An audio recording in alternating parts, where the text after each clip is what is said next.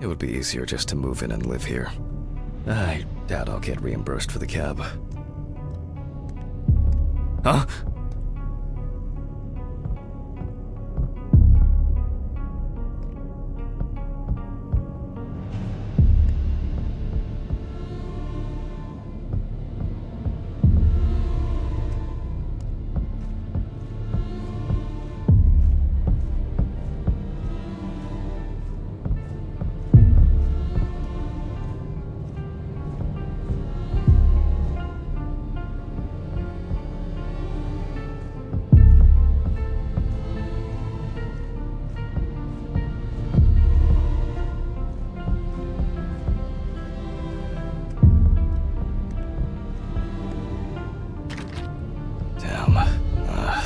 Good evening.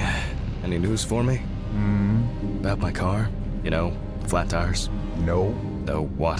Have you checked the cameras? Anything? Handman, I cut my teeth working in prison. I know what to do. What? There were no strangers hanging around. Maybe you ran over something. What? All the tires? Why, possibly. You can congratulate yourself. Christ. You should try sleeping more.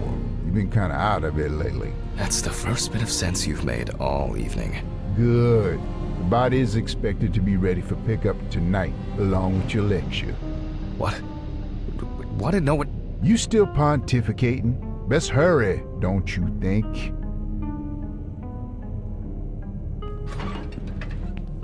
Fuck me. I don't have the strength for this today. Have I taken my pills today? Did I take it, or... I need to focus. Fuck.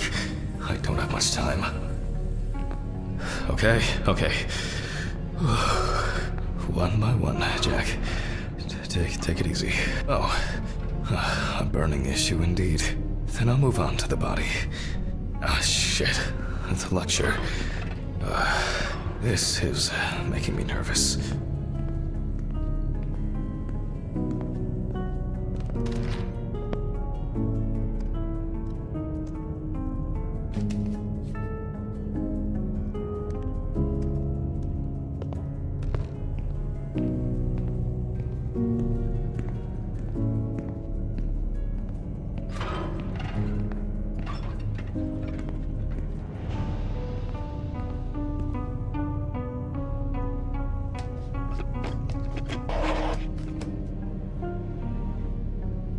Oh well. This is not the best framing. Hello, everyone. It's the 20-something of November 1991. Jack Hammond is conducting the autopsy. Oh, yes, you already know the drill. So, the body is on the slab. Let's see what the police uncovered first. So, the victim is from... The exact cause of the fire has not yet been determined. However, it is known that the fire started in the deceased's apartment, where the most damage was reported. The body was not found until the next morning. The tenant was naked, charred, and with severe burns. The owner of the apartment asked about the deceased. He was surprised anyone even lived there. The deceased was sitting in an armchair near the TV. Pieces of pornographic material, an ashtray, melted video cassettes, and several bottles of so-called poppers were found in the vicinity. It's difficult to assess whether any escape attempts were made. Firefighters indicated that it was probably the large quantity of poppers found near the deceased and rapid spread of the fire. Well, that's our basic question. Whether the death occurred as a result of fire, or whether he was dead before it. As you can see, the body is in quite an unusual pose. For the purpose of photographic documentation, we'll leave it like that for now.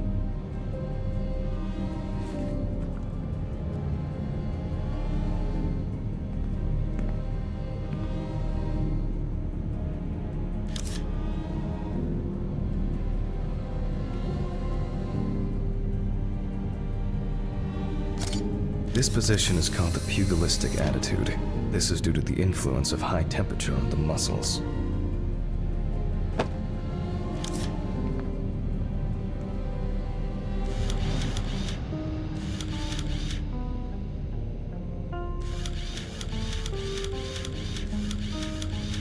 The fire reaches the skin first, then the soft tissue, until the skeletal muscles are exposed.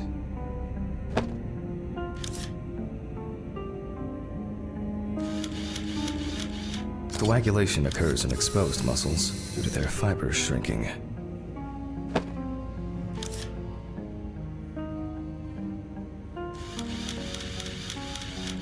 The extensors yield to the force of the flexors.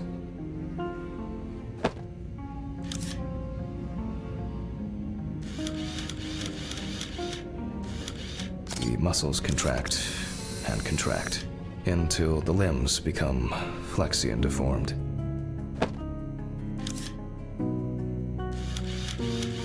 The upper ones are characterized by a triple bend, similar to a boxer holding his hands in front of him.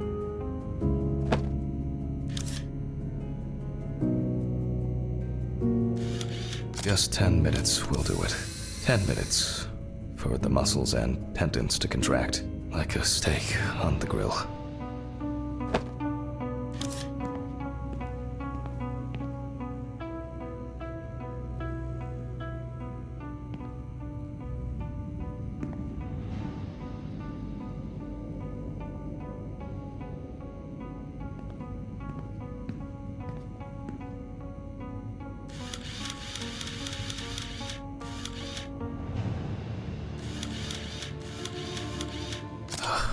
In the end, we're all just walking meat.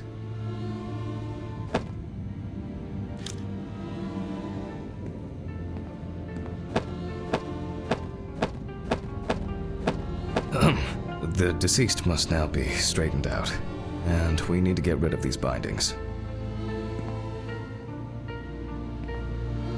He looks to have been tied up. The deceased's neck and feet were most likely secured to his hands, and these were probably tied in front and around the crotch level, which explains why, despite the severe burns, the deceased's limbs are not all that twisted. That's better. It's easier to straighten him now. Without taking out the magnifying glass, we already know that the deceased's skin is heavily charred and cracked.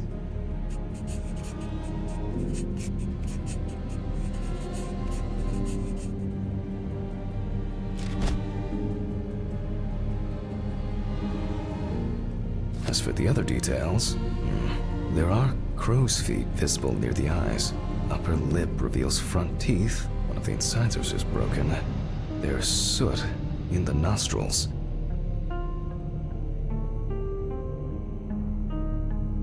The rope around the neck wasn't very tight. I don't see it leaving a mark on the skin. You can clearly see that this is primarily the front of the deceased that was exposed to fire.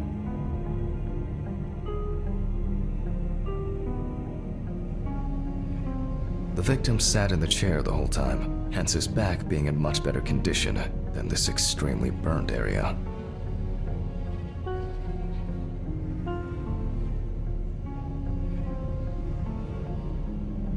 The rope marks around the wrists are deep and clearly visible.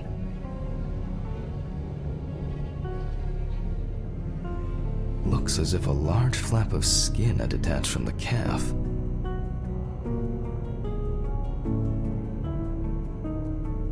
The rope at the man's ankles was tied much tighter and more precisely than the one around his wrists. All in all, quite a lot can be deduced from this external examination.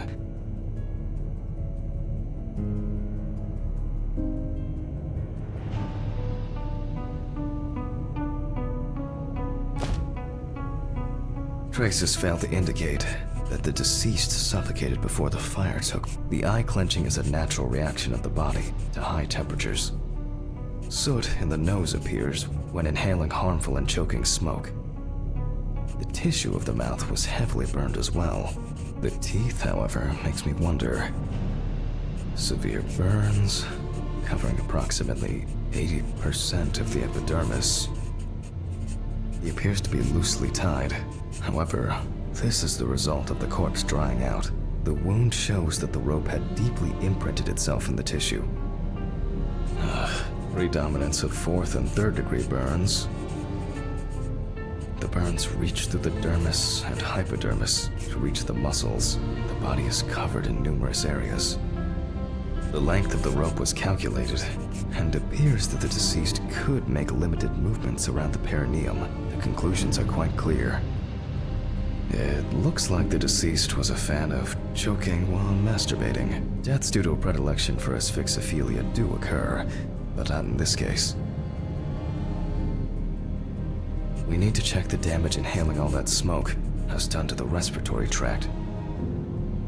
It may seem incidental, but for us it's a sign that the deceased was most certainly conscious.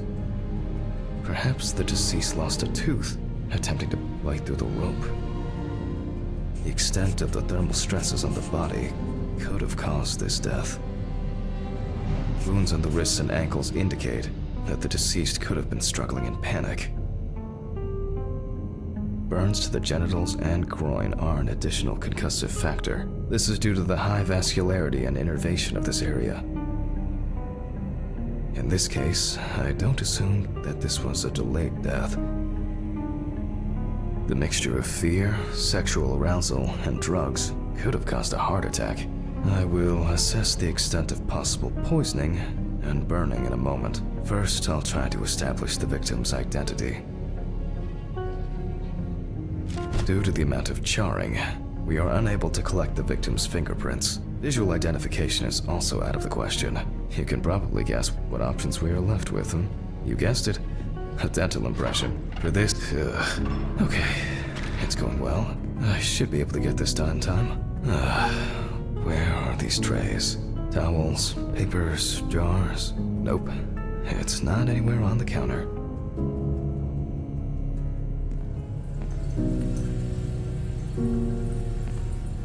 Maybe in this drawer.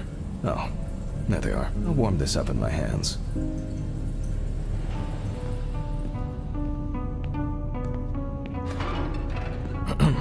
Okay, making an impression is quite simple. You put trays with alginate into the mouth and press them. Once the devices have been placed... Okay, again, we will need a piece of paper, a brush, and ink. We will make a plaster model of the deceased's teeth from the obtained impression. We will then make an impression of the mold on a piece of paper, which will be scanned into the computer.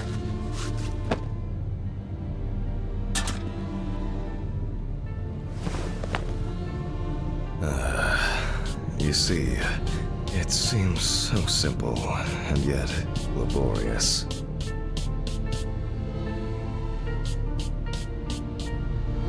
On the plus side, we don't have to worry about the gag reflex with the deceased. And no need to remind the subject to breathe either. At least he saved the high cost of orthodontic treatment.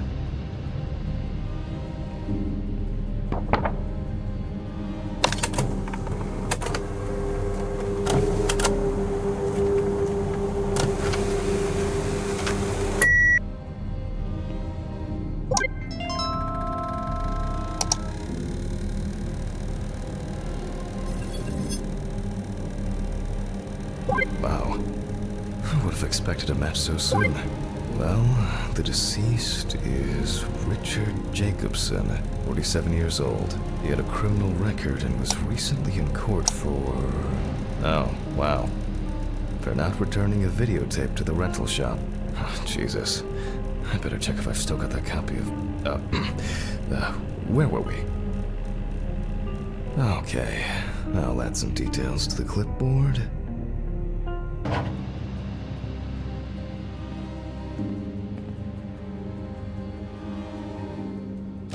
Okay, and we can move on to dissecting the body. This time, I'll go straight for the loppers. I'll slice it piece by piece. Let me start here. I push hard several times.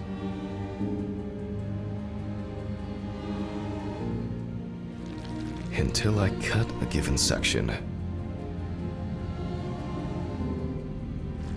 You can see that using a scalpel would be pointless here.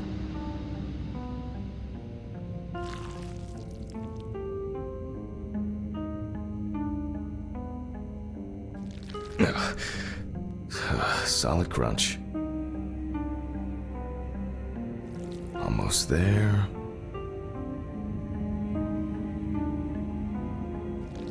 Now we peel back the skin. Now to remove the ribs. And we can check out what's going on in here. And I see that a lot has happened. In fact, the entire abdominal cavity is flooded. Blood and other fluids have seeped from the blood vessels, flooding the abdomen and chest areas. We have to get rid of this. I'll go get a cup or a ladle.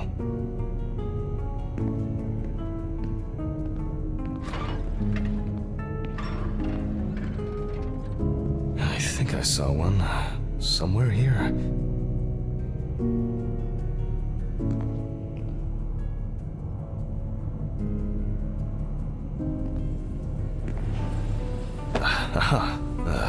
I don't have all night. I'm going to need a vacuum pump.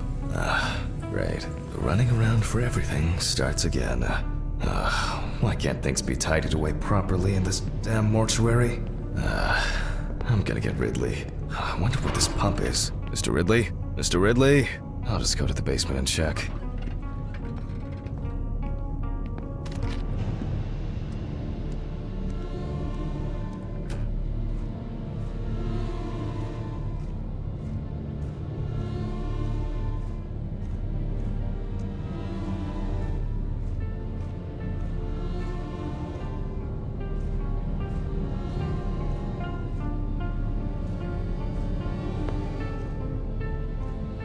Jeez. I don't know what this is for. Rusty scrap!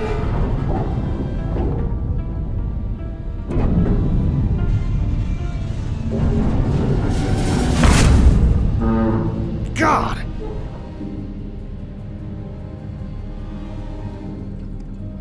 Where is this infernal machine?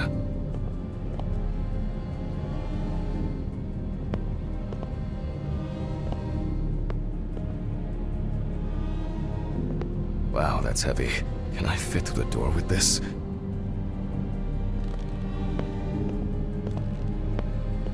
I swear I'm going to have an accident here one day. Like Alice, when she twisted her ankle on those stairs. We were supposed to go to the mountains then. It was supposed to be our first trip since... I don't know how... And Alice... Handman! Because of me. As always, she had to... Handman, are you... A letter. Fuck! Who delivers letters at this time? It's probably been sat in his office for ages. Just didn't want to move his lazy ass.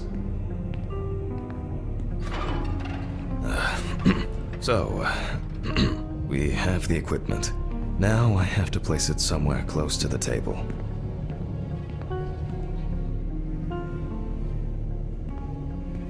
Phew.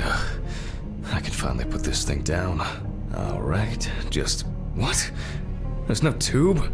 No one's used this for a long time. I apologize to you all once again.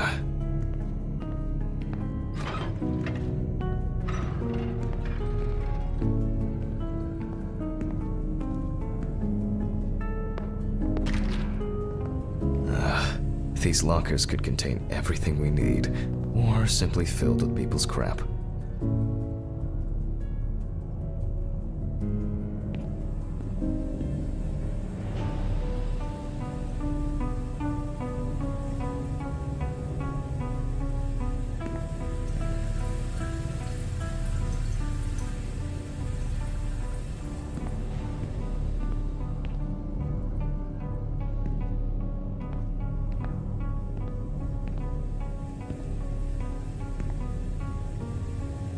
Screw it. There might be something in here. Yep. I'm sure I wrote the code down on a piece of paper.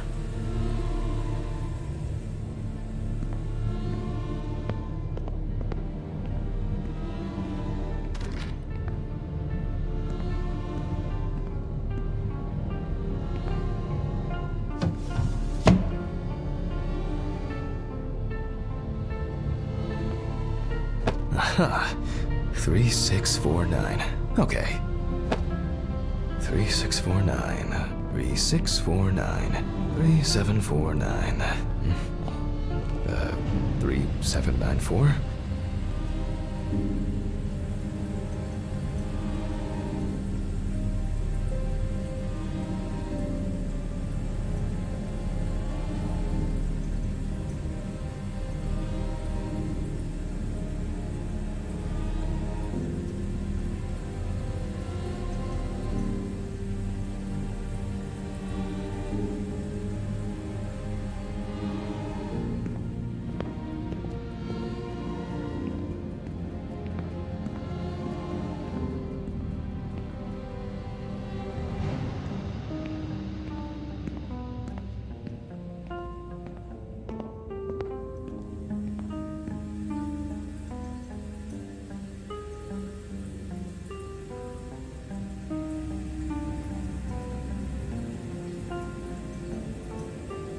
And my memory for numbers. What do we have here? Boxes of disinfectants, syringes, thread. Oh, that's interesting. Antiseptics. But here.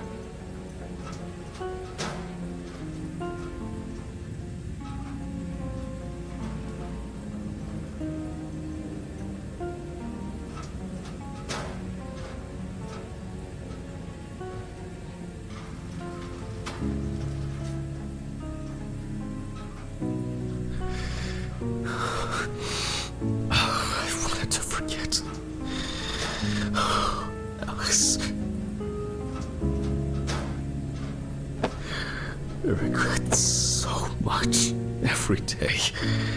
Every fucking day. I can't take it anymore. Oh, God. Please.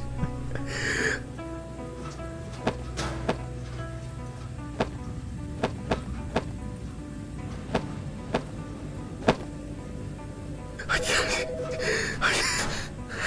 How do I... Phone. Oh. Do not think. Just don't think.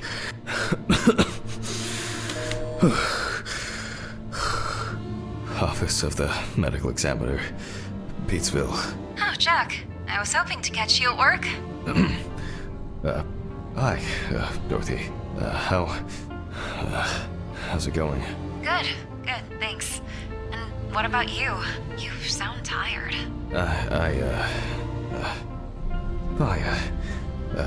Tiring day at work. That's it. You scared me last time we spoke. I'm sorry. I didn't want to cause any trouble and say what I said. Jack, it's all right. You're not causing any trouble. I'm not surprised at all that. No, really. I mean it. Sorry. I just... I'm fed up with myself. You should take care of yourself. Didn't you say you wanted to stay at home longer? To rest? You know I pick up the slack at work. No, I didn't. I can't. I don't want to be there. Well, why not consider taking a trip, Jack? Dorothy, please. I really don't have the energy for this today. No, I just wish. Stop it. Why are you calling? Reminder about annual drug testing.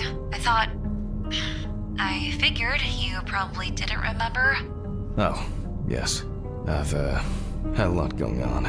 I, even forgot my own birthday. Leave your samples at reception on your way home. Someone will pick them up from Ridley in the morning. Probably Steven or someone else at the station. Sure. I'll try not to forget. Okay, well, Jack? Try not to do anything stupid, okay? Alcohol, your medication. You know you shouldn't. I have it all under control. I should be getting back to work. The results should be in tomorrow. I'll call you when we know. Right. Thanks. Goodbye, Jack. Bye. Annual drug testing. I'll take care of it before I go home. I feel terribly weak. There's been a bit too much going on lately.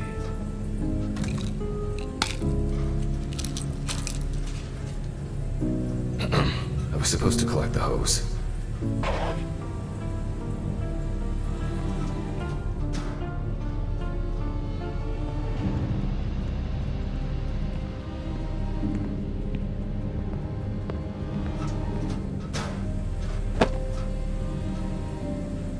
Focus on your work, Jack.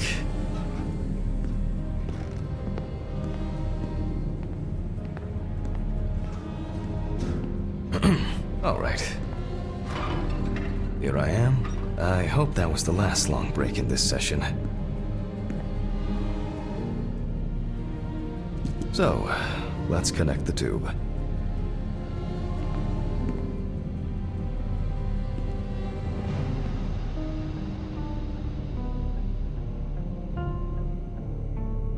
We turn on the machine. With this amount of fluid, there's no point in holding back.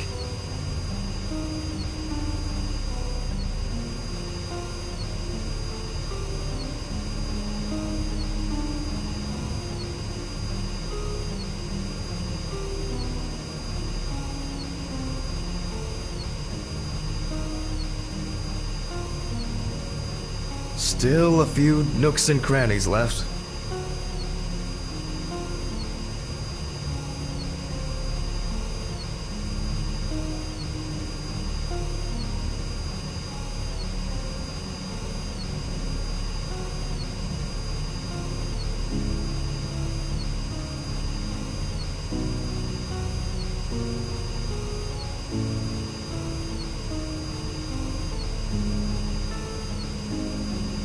External examinations did not reveal any tissue defects that would reach the internal organs.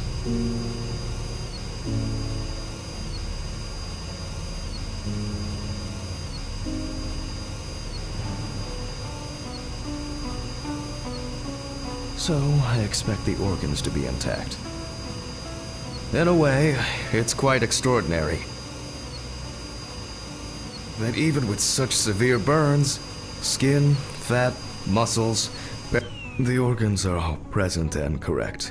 A reddish-pink tint indicates high carboxyhemoglobin levels, the level of which I will determine from What interests me here is not the presence of this substance itself, but rather its percentage content. But first, I'll need the values for the centrifuge.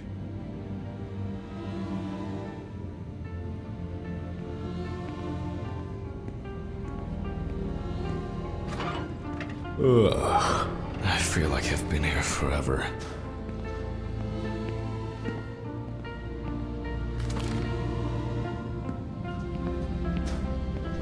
Jack, focus. Just a little bit longer.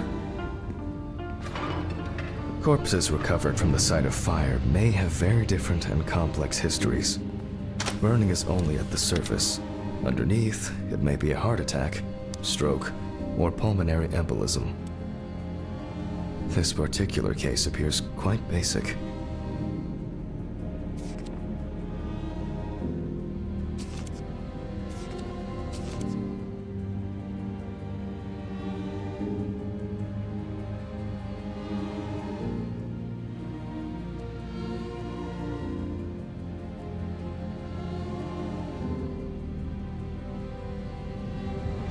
However, I would warn against making a diagnosis too hastily.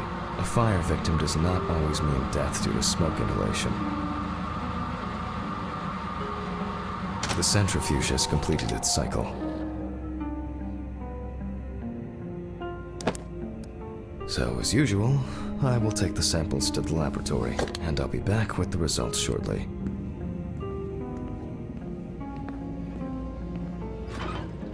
Ugh. What exactly was I supposed to test for? COHB.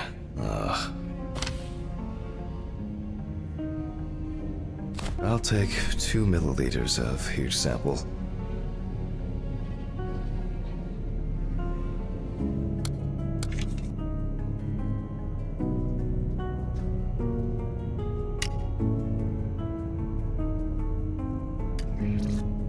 Ugh.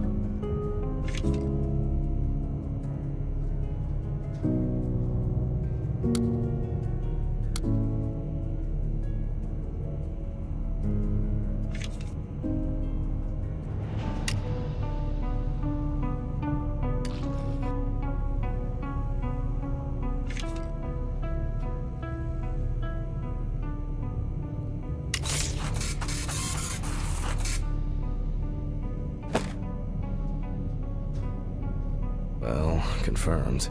Death due to carbon monoxide poisoning. Carboxyhemoglobin levels at 84%. Alright, I'll note this down and perform a check of the organs.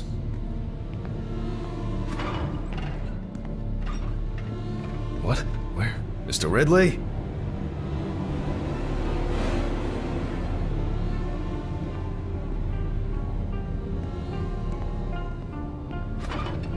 Why did he take that fucking body?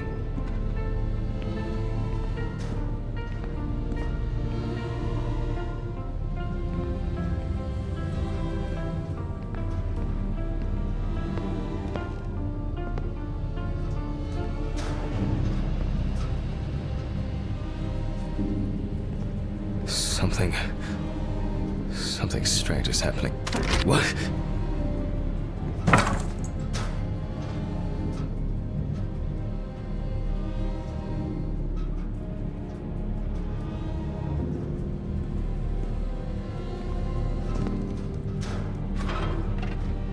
Why did you take the body?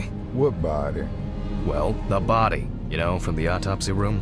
Christ, Hammond. I didn't take any of your bodies. So who took it? I have no idea what you're talking about. But I... Get back to work. It's late.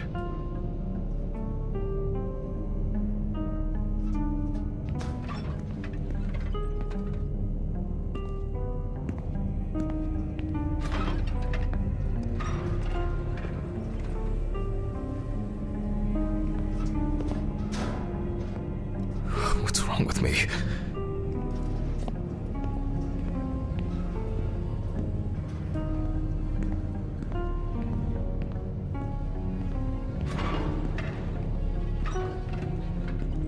I think there's... I must have been seeing things. Results. Well, then we can... From the results... We can now be sure that the carboxyhemoglobin concentration was fatal. I think I should inspect the heart. The organ has a reddish pink tint, which results from the concentration of COHB and general congestion of the organ. Other than that, I can cross this off my list now.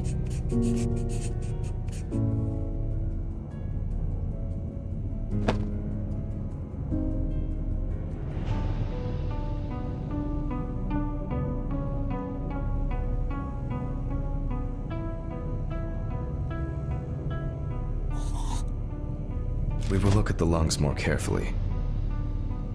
From the outside, just like the heart, it is congested, and the color indicates poisoning.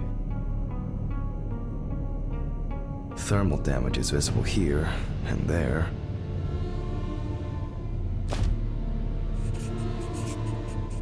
Enough of the external exam.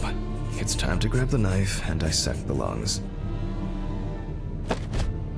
I need to check for any obstruction, burns, or clots. Jesus.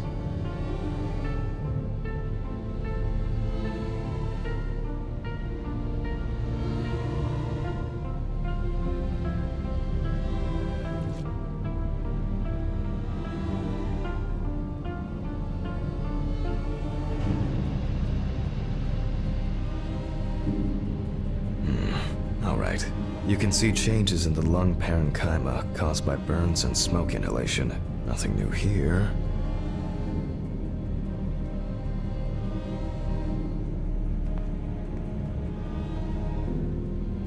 So let's complete the notes. And let's check the trachea.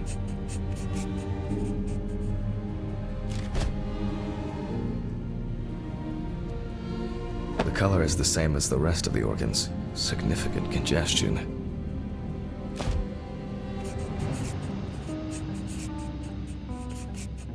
Let's see what it looks like inside.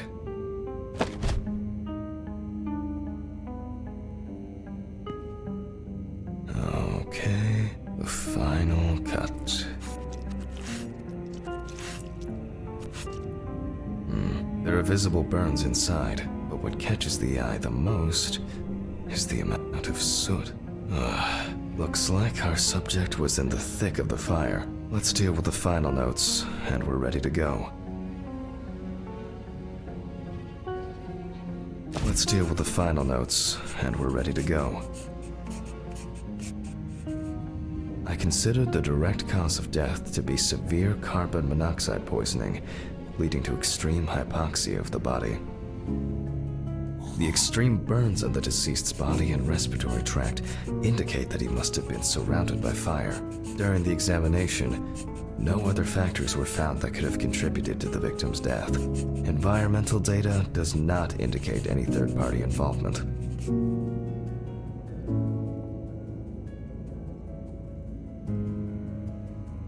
Just need to add my John Hancock and sew up the body.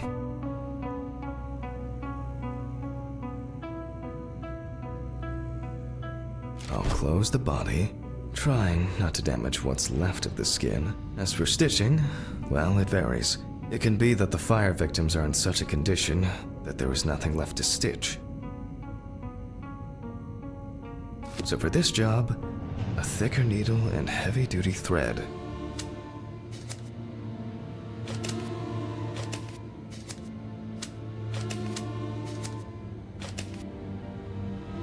Well, everything's holding together. Keeping it together is well, after storing the body, there's nothing left for me to do. But thank you for your attention. All the best, and good night. Oh, my God. What an exhausting day. I need to get these gloves off and call a taxi. I swear I'm about to pass out from exhaustion. Oh, fuck. You're in sample. Oh, no. Okay, quick. I think I have a container in the lab or office. Okay, this is it.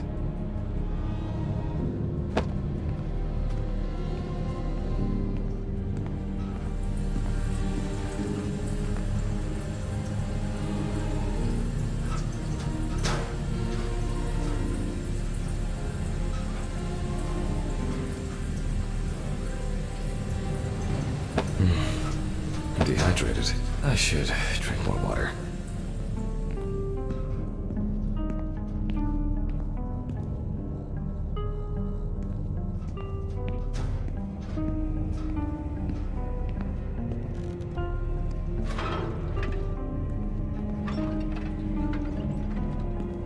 As expected, sleeping like a log. I'm jealous.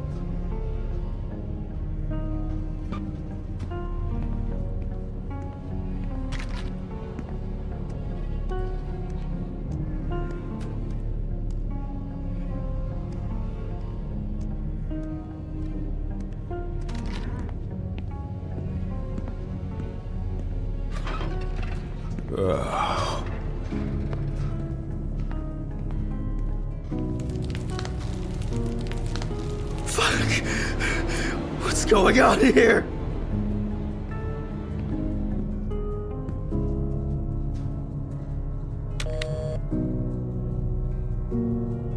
Hurricane Taxi, we will take you wherever the wind takes you.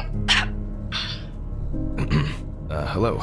I would, like to order a taxi to 574 Presley Street. Okay, hun. All of our drivers are busy at the moment. Best I can do is within the next hour. An hour? Oh, no. Alright. Let it be. Can I take your name? Jack Hanman. Okay, thank you. Do you have our loyalty card? No. Would you like to set one up? Our regular customers, we have discounts and extra... Would that make the taxi get here faster? Well... I thought so. Thank you. Goodbye. This is already giving me a headache. Oh, Jesus, what now? Yes, how can I help you? Jack, why did you do that? Why did you do that? Why did you do that? Oh my God! What was that? What the fuck?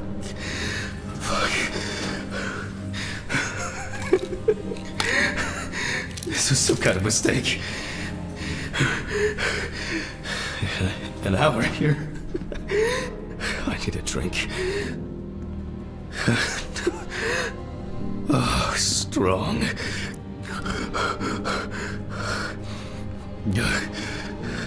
Everything's spinning.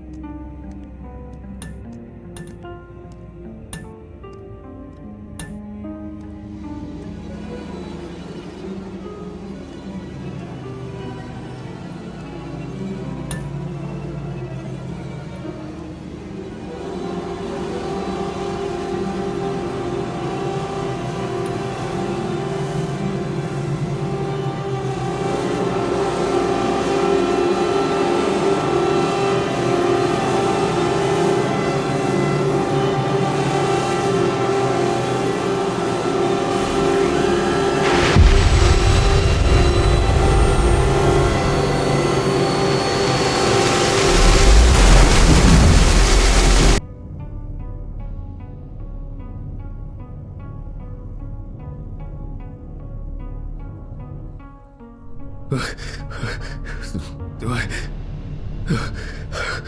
Is this...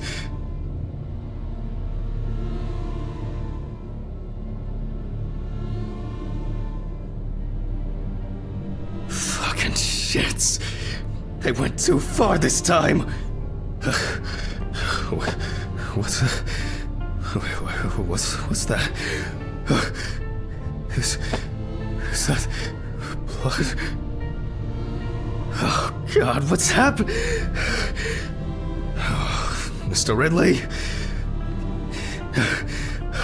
Oh, fuck. Can't you hear all this commotion? Are you deaf? Sure, whatever you say, Hammond. Why is that even funny? Do I need to bring you the evidence? Sure, if you have some. Not me. I think you slept too much myself.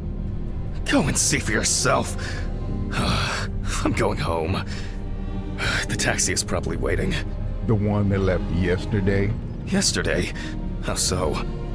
It's evening. Friday, November 29th, Hanman. 29th of November. Oh, sorry, I forgot that this was... Don't worry. I did too.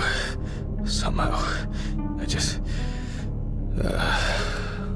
Oh my God. Should I call Dorothy? I've set up the cadaver ready for the autopsy. She should be able to replace you. No. There's no need. I'd be happier staying here than sitting at home, alone. Just in case, this is... let me know. Sure. Thanks. Hanman, I'm very sorry. Yeah, me too. I guess I should take my pills.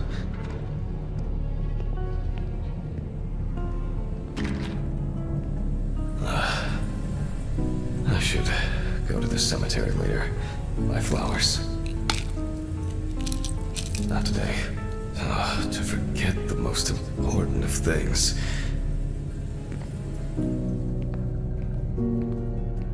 Every fucking time. Oh my God. Alice. No. It's only just... Oh, I'm so tired. So damn tired. God. It's November 29th, year 1991. The autopsy is performed by Dr. Jack Hanman.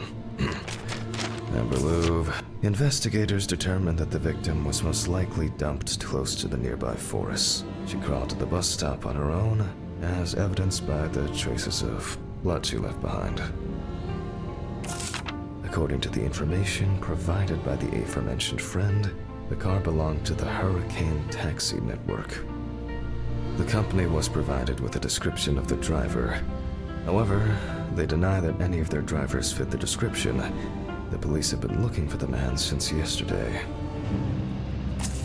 The body was lying in the grass beside the road, where it was spotted by commuters waiting for the morning bus. A friend at the salon testified that the last time she saw Amber was 2 weeks ago. It was her last day at work before her vacation. At around 9:40 p.m., she left in a taxi for a flight to Amsterdam. Why do people do such things? I'll move on. I'll move on to undressing the deceased. The deceased was brought... Now... photographic documentation.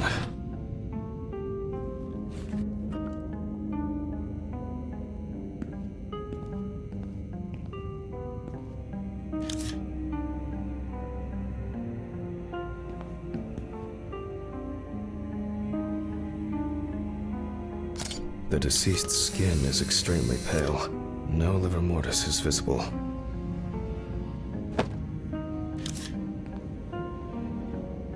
The deceased is missing her right arm.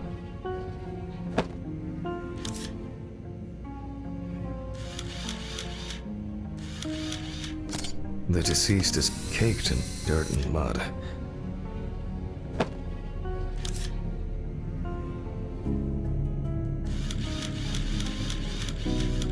Lots of rough, irregular slashing cuts.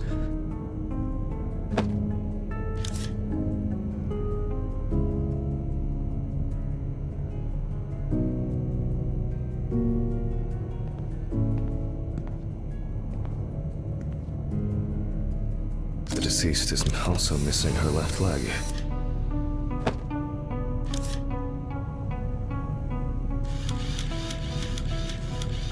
The palm and front of the hand is covered with numerous wounds.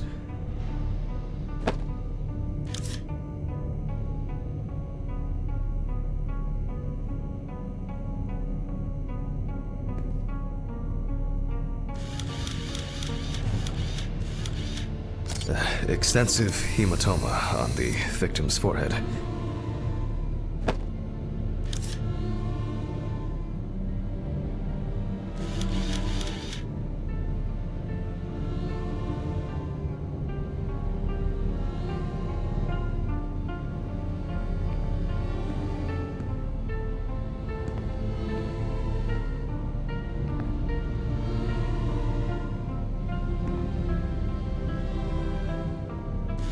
Several signs of redness on the neck and chest.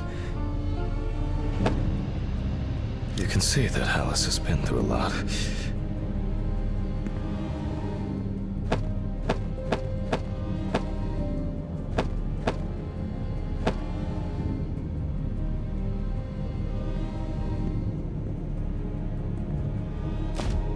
Why is she so...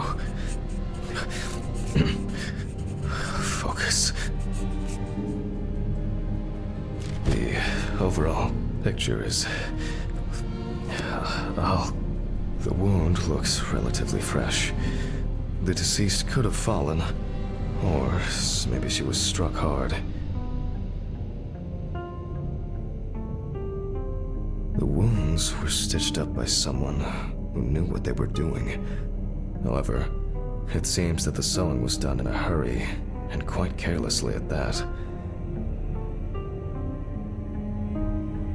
Minor redness appearing in several places.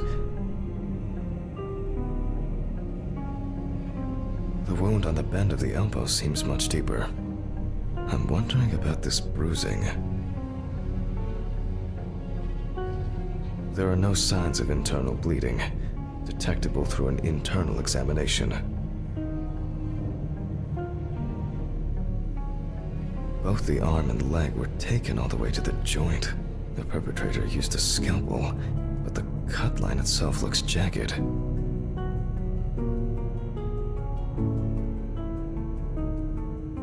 These wounds appear to have been caused by crawling across rough ground. Let me sum this up somehow.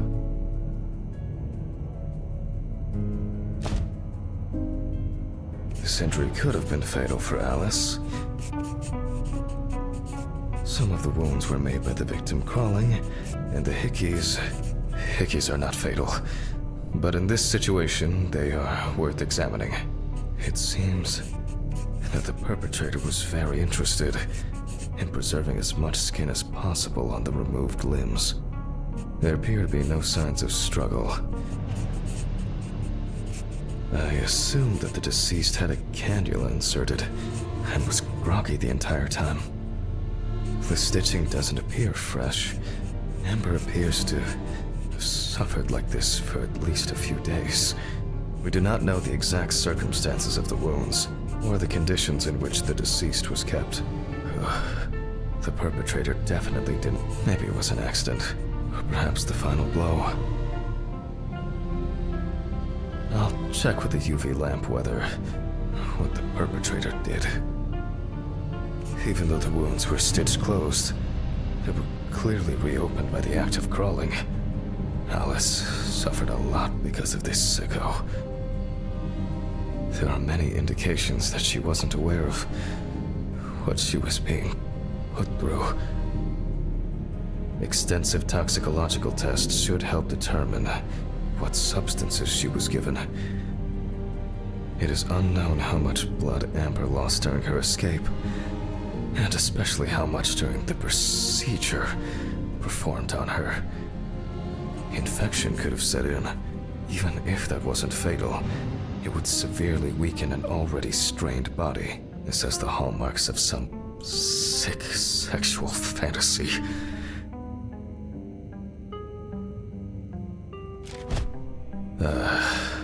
I will check the UV lamp whether on cases like these.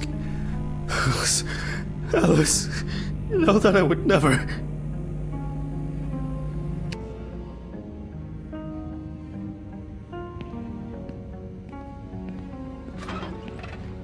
Jack, breathe. It's just.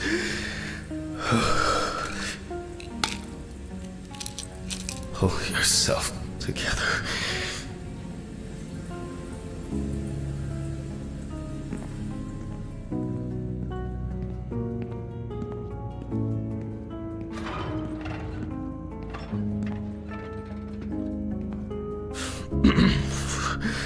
Well, we left off with the torso. There are no strong and clear traces of tape.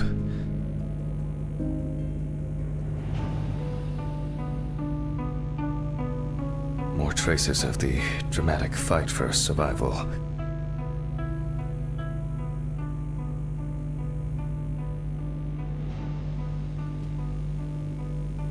Traces of smeared blood from wounds. The perpetrator was obviously looking for an opportunity to fulfill his paraphilia. Oh, Christ. The police will have plenty to do. If I can find my hard drive, I could just take an X-ray. I'll move these tables away. Make room for the X-ray machine. Maybe Dorothy should take over for me today. I keep wandering off in my thoughts. Fuck! What's going on here?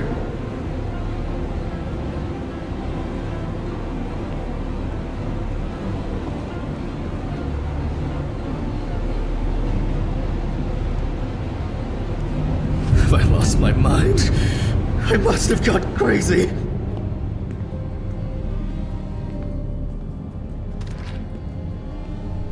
Oh, here it is. Huh?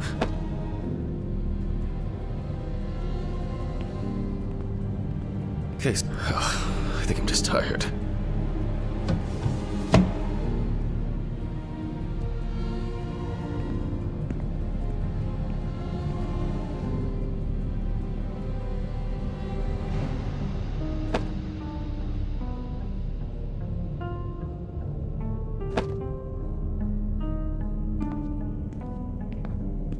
These bulbs need changing.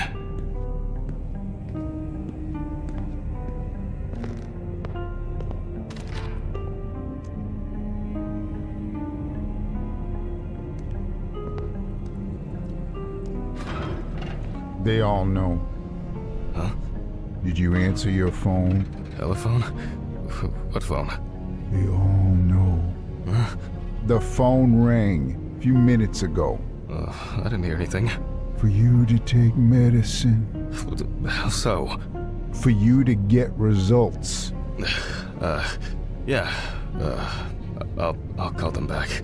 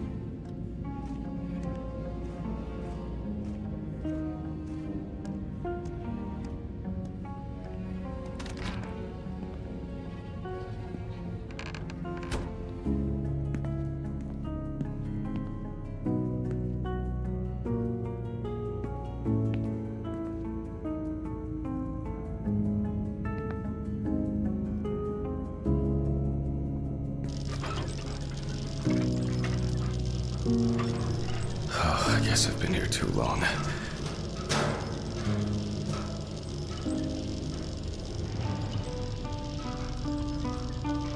How many days is it? It all rolls into one.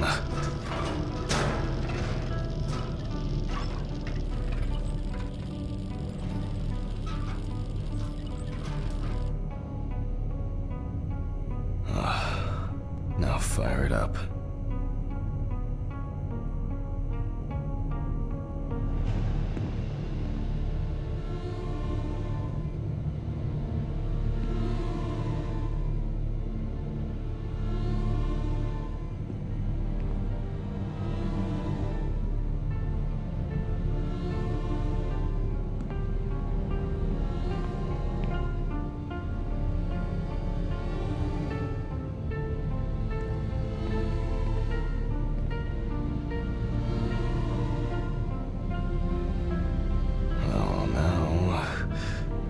Center it between the eyes at the root of the nose.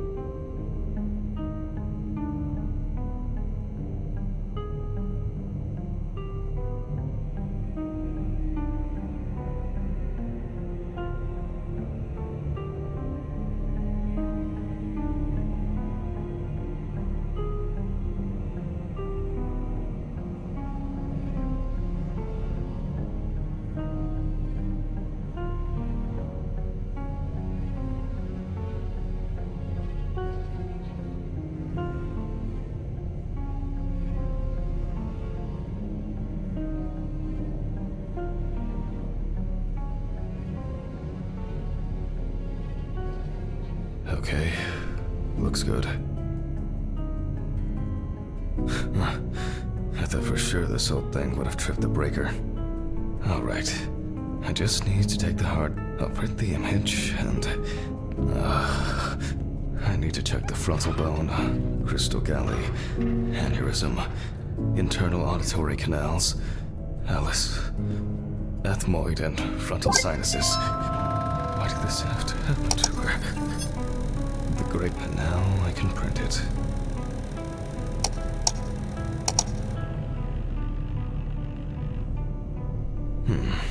It looks like a good exposure.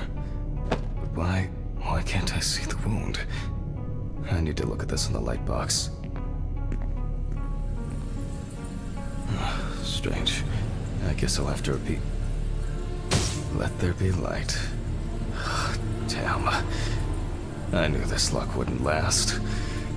I almost believed that this would go off without a hitch tonight. Off to the storage room I go. These flickering lights would drive anyone over the edge. And now it's all broken. Great.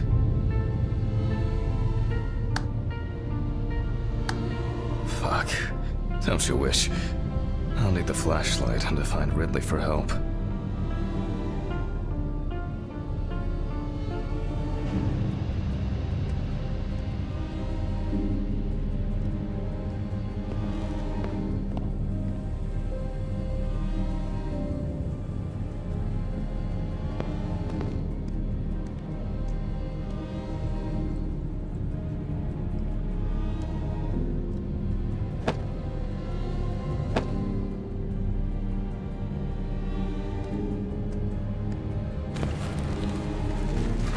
What?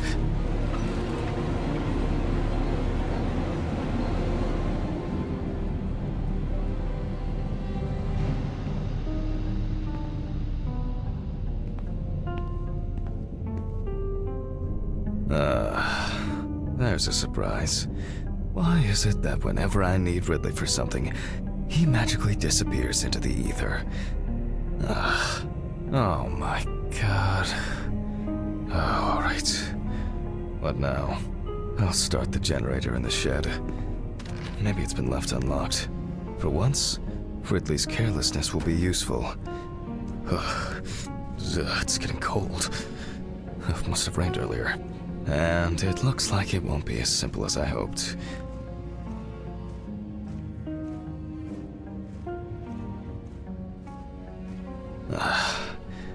Great. And the keeper of the keys has left his post. God, I haven't even started the dissection yet. Fuck it. I'm gonna get a hammer. I don't have the time or the strength. Jesus. I'm feeling dizzy. I'm exhausted.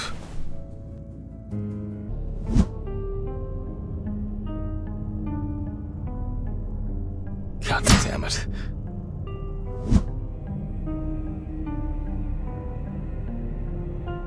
It's actually holding up.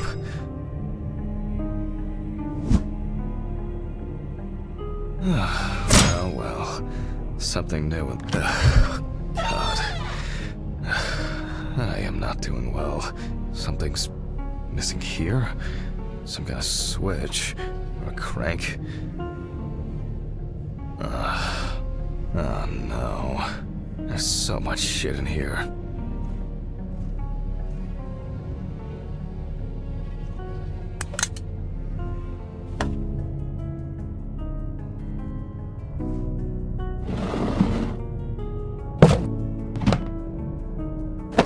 Yes, I think this will work.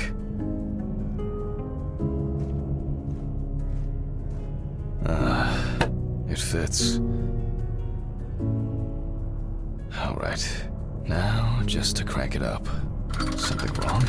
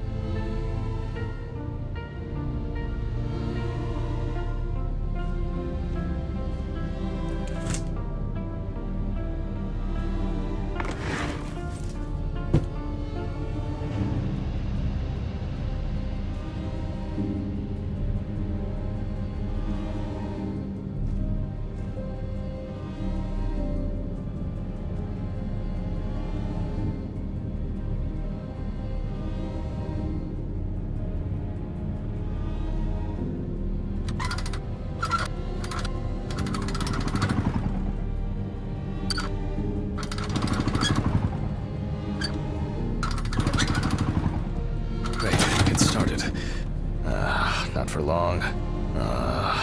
Empty. Sure would make a nice decorative ornament for the garden, though.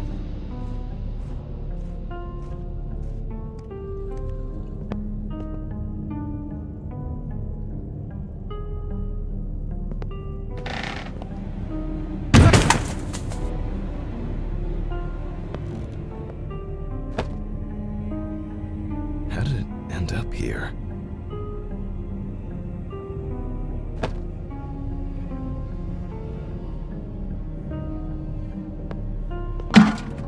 Finally. I'll just start this thing and call Dorothy.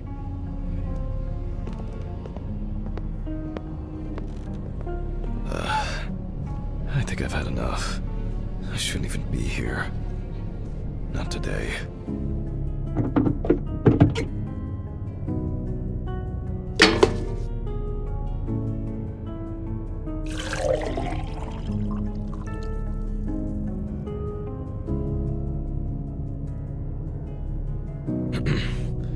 I guess that's enough. Nice. Another empty jerry can to add to the collection. I'm not used to this, but...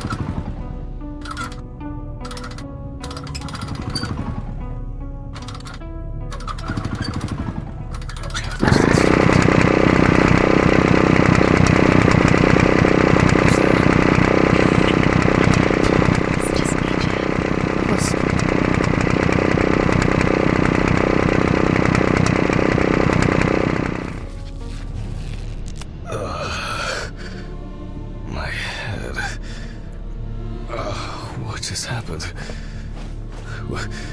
What the fuck? Who tied me up?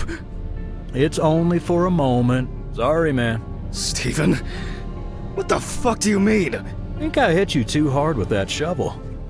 Oh, haha, great fucking joke. Untie me now. I don't have the energy for your shitty games. Mm-hmm. Me too.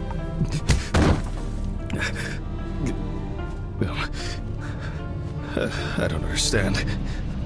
Steven, what do you mean? This has got to be some kind of mistake. You and your moaning, you and your problems. You're not the victim here. But... Shut up! Can you shut your mouth for just one fucking second? To me, you are just a murderer.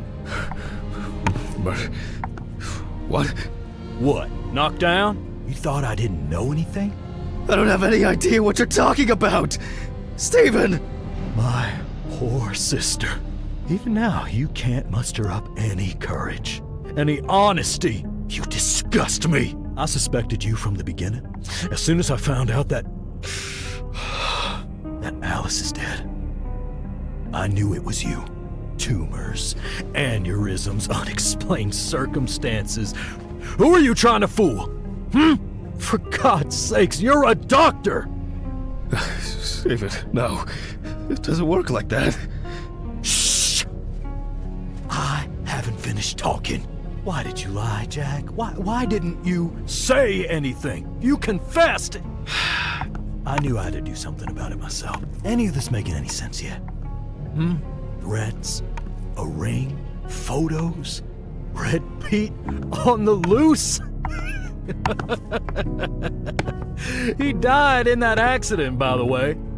You sick fuck. Yes, I am. You've no clue just how much. Oh, I'm on some fantastic fucking drugs for it. Only, I've been slipping them to you. I was hoping to break you down, that you'll be pushed into doing something drastic to yourself, and I'll just stand there and watch. Her tumor was incurable. That's a filthy lie. This... It was only a matter of time. Again, lying! I saw the scans. You know what? I think I've had enough of your bullshit. All right, okay. I lied, but hear me out. We had an argument that day, worse than usual. I was I was drunk. And I was angry. There was a fight. I pushed her. I pushed her against the wall. She hit her head and she fell. She fell. Yes. Just like that. Limp and lifeless. I panicked. I thought, I don't know. I didn't think at all. I was afraid I had caused it. That someone will accuse me. That it'll be the end of my career. When I called an ambulance, it was too late. Way too late. It wasn't an accident. And then I lied. I said that's how I found her. That I wasn't there with her. And now, there's not a day that goes by that I don't think about it. Everything. This whole year. Just dead memories. As if I didn't exist at all. Since that day. Fuck, here we go again. Even now. Even now, you have the nerve to lie. Stephen, I'm sorry. I suffered too. It wasn't an accident. You understand now? Someone has to pay for this. What's going on here? Stephen dropped the gun. It's none of your business, Sean. Leave and forget you saw anything. Steve, you know I can't do that. Mr. Ridley, please, run! Shut up! You know I'll shoot if I have to. Well, in that case, that makes two of us. Stephen, no!